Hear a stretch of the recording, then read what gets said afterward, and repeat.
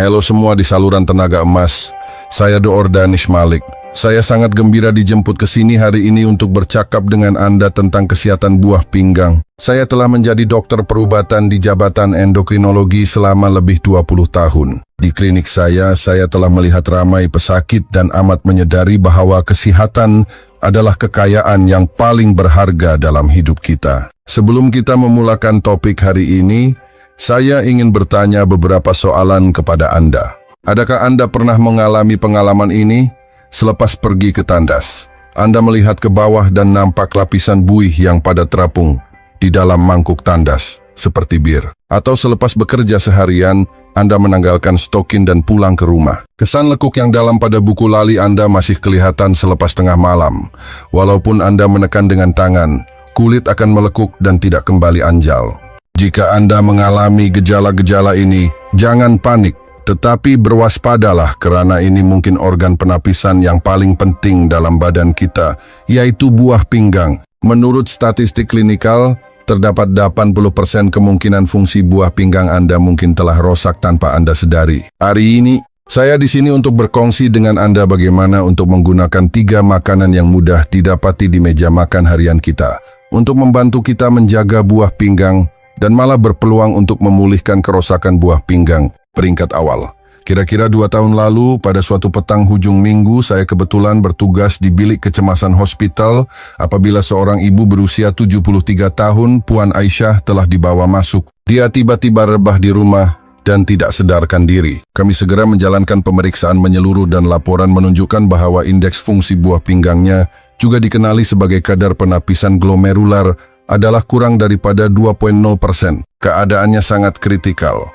Kegagalan buah pinggang menyebabkan sejumlah besar sisa metabolik dan toksin terkumpul di dalam badannya, yang menyebabkan dia koma. Selepas dia sadar, Puan Aisyah memberitahu kami bahwa dia telah mengalami air kencing berbuih selama bertahun-tahun, tetapi dia sentiasa menganggapnya normal dan tidak mengambil serius. Kakinya akan bengkak dan menjadi kaku setiap petang, tetapi dia hanya menganggapnya sebagai peredaran darah yang lemah karena usia tua. Dia tidak pernah terfikir bahwa masalah-masalah kecil ini boleh disamakan dengan penyakit buah pinggang. Jika dia dihantar ke hospital sedikit lewat, dia mungkin terpaksa menghadapi nasib dialisis seumur hidup. Kawan-kawan, sebab mengapa buah pinggang digelar pembunuh senyap oleh komuniti perubatan adalah karena ia hampir tidak menunjukkan sebarang tanda pada peringkat awal kerusakan. Apabila Anda mula berasa tidak selesai dengan jelas, penyakit itu selalunya sudah serius. Ia telah berkembang ke peringkat pertengahan atau akhir,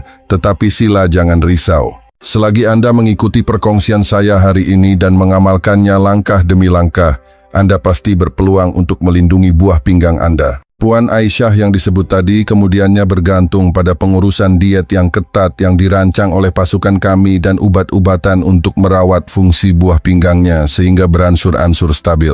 Apabila saya memberitahunya bahwa dia tidak memerlukan dialisis buat masa ini, dia gembira seperti seorang kanak-kanak. Saya masih ingat detik itu. Selagi Anda bersedia untuk mula berubah, Anda berpeluang untuk menjalani kehidupan yang baik tanpa dialisis dan bergantung pada buah pinggang Anda sendiri. Dalam pengalaman perubatan saya telah melihat kesakitan yang dibawa oleh pelbagai penyakit kepada manusia, tetapi apa yang paling saya tidak mahu Anda alami ialah penderitaan dialisis. Anda perlu pergi ke hospital 3 kali seminggu. Setiap kali menghabiskan 4 jam di atas katil manakala mesin menapis darah Anda. Diet juga sangat terhad dengan banyak makanan yang tidak boleh disentuh. Kekecewaan dan rasa tidak berdaya yang Anda rasakan benar-benar di luar bayangan orang luar. Saya percaya semua orang di sini berharap tidak akan perlu menjalani dialisis seumur hidup mereka. Jadi, apa yang boleh kita lakukan? Bayangkan penapis air di rumah Anda. Jika air yang ditapis mula berbau aneh, Anda tahu sudah tiba masanya untuk menggantikan penapis. Sistem penulenan air jitu badan kita, yaitu buah pinggang kita, mempunyai penapis yang tidak boleh diganti sesuka hati. Jika sel hati rosak, ia masih boleh tumbuh semula jika direhatkan dengan betul. Namun apabila buah pinggang rosak, terutamanya struktur glomerulus, ia tidak dapat dipulihkan. Apa yang lebih merisaukan ialah hampir tiada gejala pada peringkat awal penyakit buah pinggang. Walaupun fungsi buah pinggang Anda telah hilang separuh secara senyap-senyap, Anda mungkin tidak merasakan sebarang ketidakselesaan.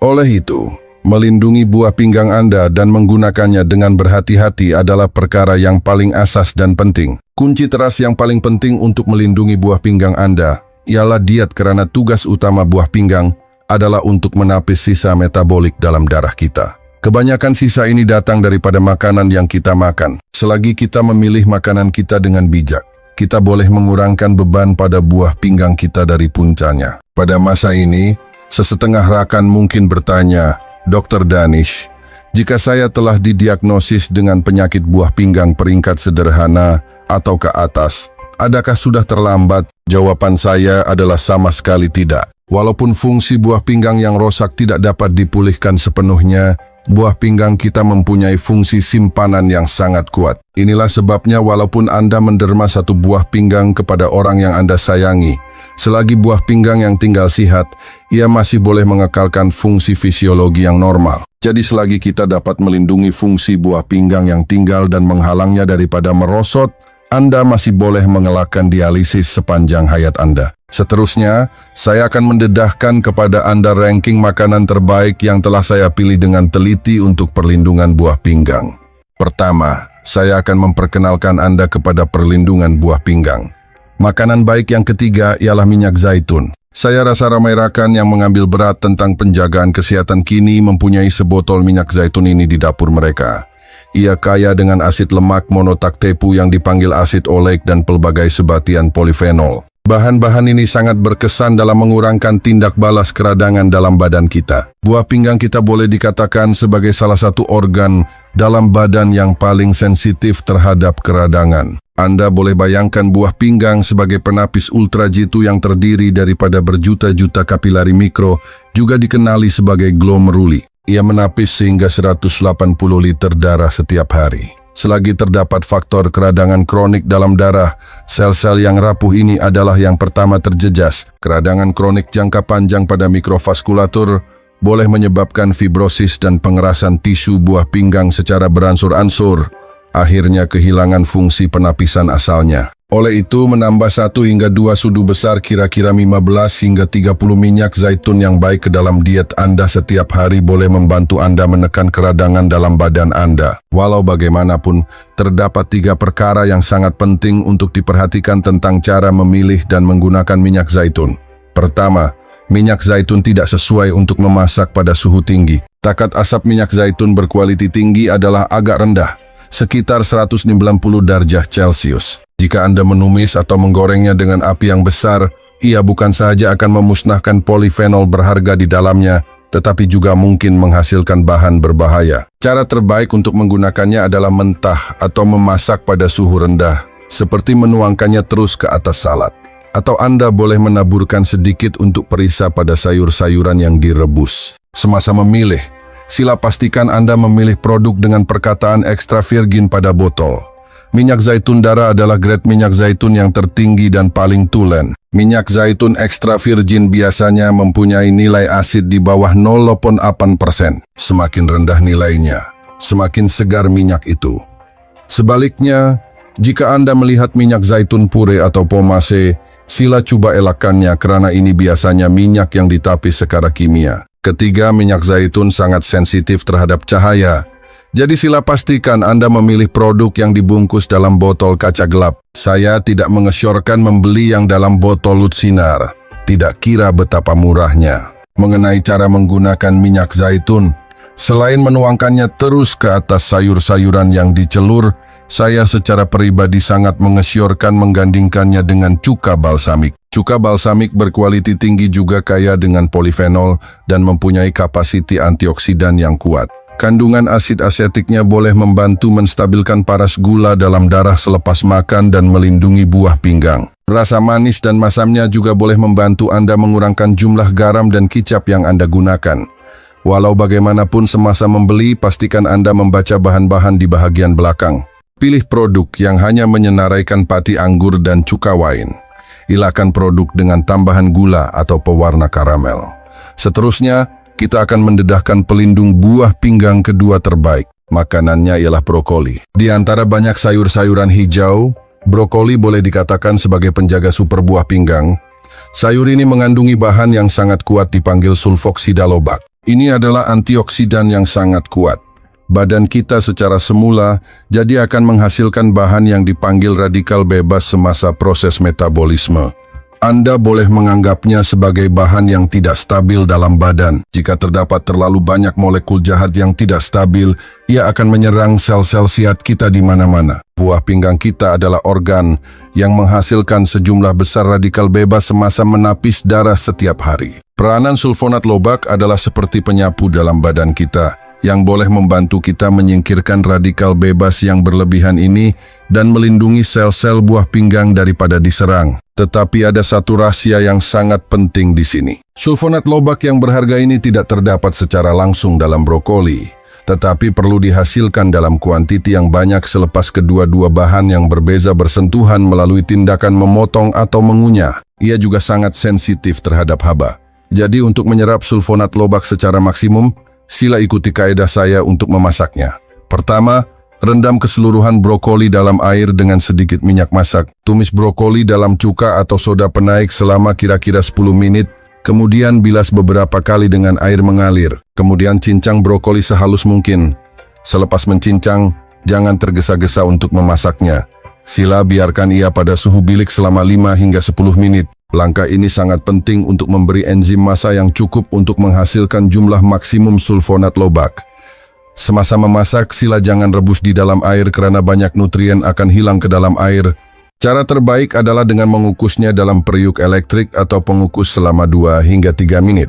Jika melebihi 3 menit, sulfonat lobak akan dimusnahkan oleh suhu tinggi. Anda boleh menuangkan minyak zaitun ekstra virgin yang baru kita sebutkan tadi ke atas brokoli yang dikukus dan menggandingkannya dengan tahu hancur untuk membuat salad suam. Tahu boleh membekalkan pesakit buah pinggang dengan sejumlah kecil protein tumbuhan berkualiti tinggi. Dengan cara ini, satu hidangan boleh menjaga kesehatan buah pinggang, saluran darah, dan tulang. Selepas mendengar ini, adakah Anda sadar bahwa brokoli harus dimasak dengan cara ini untuk mencapai kesan terbesarnya? Walau bagaimanapun, satu peringatan khas ialah jika Anda berada di peringkat pertengahan atau akhir penyakit buah pinggang, keupayaan buah pinggang untuk mengeluarkan ion kalium akan berkurangan. Brokoli adalah sayuran dengan kandungan kalium yang tinggi. Dalam case ini, tidak disyorkan untuk memakannya setiap hari dan bahagiannya harus dikawal atau ia harus dicelur sebelum dimasak untuk membuang beberapa ion kalium. Sebarang makanan yang baik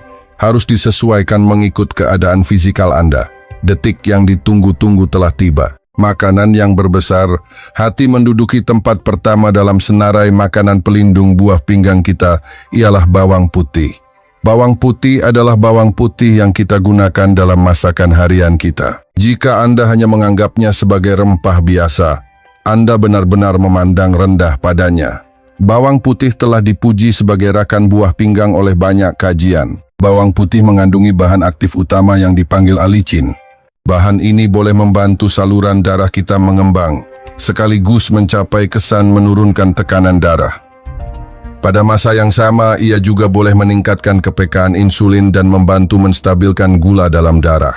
Sebab mengapa bawang putih boleh menduduki tempat pertama adalah di sini.